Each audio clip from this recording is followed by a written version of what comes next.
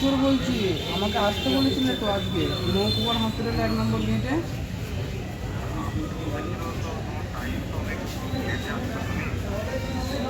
তা তুমি টাইম কটা দেওয়া হয়েছিল তোমাকে? হ্যাঁ, আমাকে বলেছিল 11টার মধ্যে আসতে বলেছিলে। এবার তো আমার তো অনেকটা দূরে বাড়ি। এখন তো তোমার ফোন করে তো বলতে হবে সেটা। লাগবে না। তাহলে এখন কি করব আমি? এখন তোমার ঠিক আছে, তুমি আজকে না হয় পড়ে যাও, কিন্তু তোমার ইনফেকশন শুরু হয়ে গেছে। সিলেকশন শুরু হয়ে গেছে? কোথায় হচ্ছে? সিলেকশন কোথায় হচ্ছে? ইনফেকশনটা হচ্ছে তোমার হসপিটালের 1 নম্বর গেটের সামনে হবে, আমাদের হসপিটাল। হ্যাঁ, আমি তো এখানেই আছি। এখন ধরো বাইরে তো যাওয়া যাচ্ছে না। আমি তো গেটের সামনেতেই আছি। তোমার এখন ধরো ভেতরে একদম সেখানে বসে গেছে। ভিতরে বসে গেছে? ভিতরে কোথায় হচ্ছে? এটা হচ্ছে তোমার তোমার হসপিটালের সামনে যে রাস্তাটা পড়ছে, 1 নম্বর গেটের সামনে যে রাস্তাটা পড়ছে। তাহলে আমি কি চলে যাব? তুমি আজকের মতো চলে যাও, আমি তোমাকে নেক্সট টাইম দেখে দেবো, ঠিক আছে? ভুয়ো ফোন কলে কালনা হাসপাতালে কাজ দেওয়ার নাম করে ডেকে যুবককে হয়রানি। কালনা হাসপাতালের সুপারের কাছে অভিযোগ দায়ের যুবকের। জানা গিয়েছে, কালনা থানার অন্তর্গত অকালপোষ গ্রামের বাসিন্দা কিশোর মালিককে হাসপাতালে কাজ দেওয়া হবে বলে কল করা হয় একটি নির্দিষ্ট নাম্বার থেকে। সেই মতো তার সার্টিফিকেট সহ তাকে কালনা হাসপাতালে 1 নম্বর গেটে আসার কথা বলা হয়। মঙ্গলবার সকালে সেই সমস্ত ডকুমেন্টস নিয়ে হাসপাতালের 1 নম্বর গেটে এসে ওই নাম্বারে ফোন করলে একবার একরকম কথা বলা হয় ওই যুবককে। পরবর্তী সময়ে তাকে 1 সপ্তাহ বাদে আসার কথা বলা হয়। এরপরই ওই যুবক কালনা মহকুমা হাসপাতালের সুপারের কাছে লিখিত অভিযোগ দায়ের করেন। এই প্রসঙ্গে কালনা মহকুমা হাসপাতালের সহকারী সুপার গৌতম বিশ্বাস তিনি বলেন, হাসপাতাল থেকে কল করে এইভাবে কোনো দিনই নিয়োগ হয় না। একটি অভিযোগপত্র জমা পড়েছে, সেই অভিযোগের যাতে সঠিক তদন্ত হয় তার জন্য আমরা পুলিশের কাছে এই অভিযোগপত্রটি ফরওয়ার্ড করব। রিতা ভট্টাচার্যের রিপোর্ট, সুন্দর বাংলা নিউজ। আজকে তুমি কালনা হাসপাতালে কি কারণে এসেছো? কি হয়েছে? মানে আমাকে এখানে আসতে বলেছিল সিলেকশন হবে বলে। কে আসছে? কাজের সিলেকশন। তুমি কাজ পাবে এখানে? হ্যাঁ, অ্যাডমিট কার্ড, রেজাল্ট আর কাস্ট সার্টিফিকেট জেরক্স আনতে বলেছিল আমাকে এখানে। আচ্ছা, তারপরে? যে এখানে এসে ফোন করছি, আর ফোন ধরছে, বলছে পরের সপ্তাহে আসতে।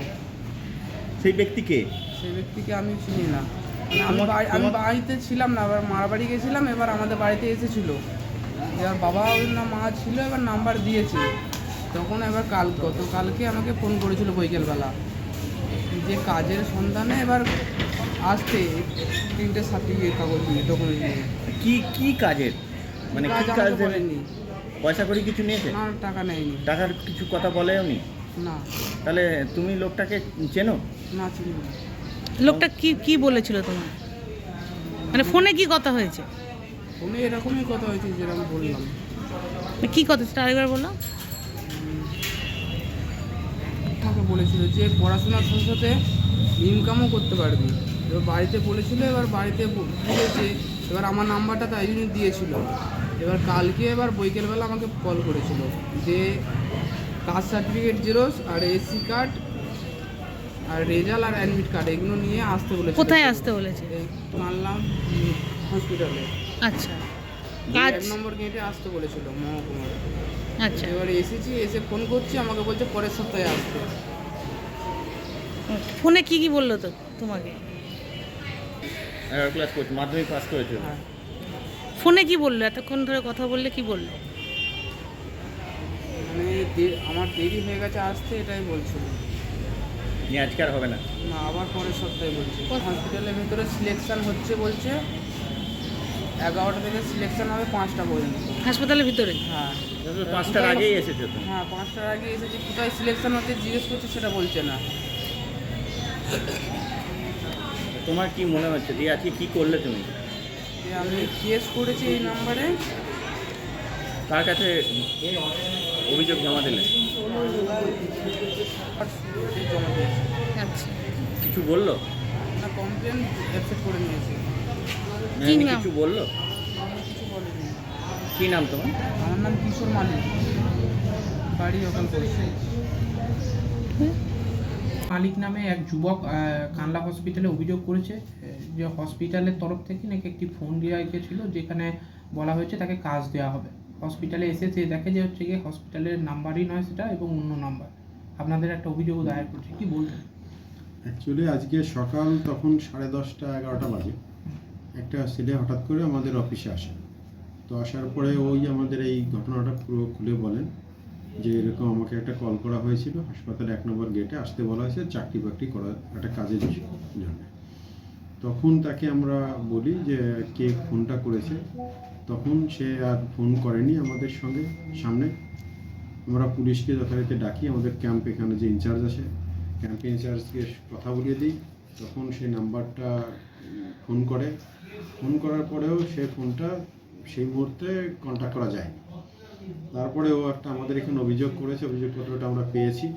তো যে অভিযোগটা ও করেছে, ওকে কাজের জন্য ফোন করা হয়েছিল, কিন্তু আমাদের অ্যাকচুয়ালি হসপিটাল যেটা হয় এটা 2 ধরনের নিয়োগপত্র হাসপাতালে হয়। একটা গভর্নমেন্টের তরফ থেকে, যেটা আমাদের হেলথ অ্যান্ড ফ্যামিলি ওয়েলফেয়ার থেকে একটা রিক্রুটমেন্ট করানো হয় পরীক্ষার পদ্ধতিতে, যেটা প্রোটোকল সেইভাবে নিয়োগ হয়।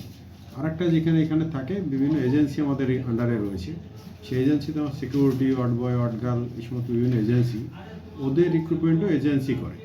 গভর্নমেন্টের সাথে তাদের একটা এগ্রিমেন্ট থাকে, আমার এত স্কোয়ার ফিট কাজ বা আমার এতগুলো ম্যানপাওয়ার লাগবে।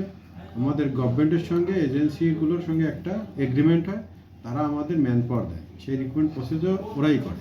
তো সেই নিয়োগও হাসপাতালে হয় না, কোম্পানির যার যার যে অ্যাড্রেস বা ঠিকানা অফিস সেখানে নিয়োগ করে ওরা পাঠায়। তো এই যে অভিযোগটা ওরা করেছে এটা সম্পূর্ণভাবে মিথ্যা, এবং হাসপাতাল থেকে এটা হওয়ার সম্ভাবনাই নেই।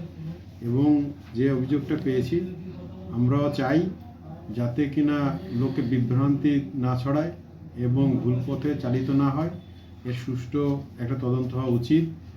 কারণ যেটা আমরা পেয়েছি অভিযোগ, এটা সত্যি বাচ্চা ছেলে, এই কোনো র্যাকেটে জড়িয়েও যেতে পারে।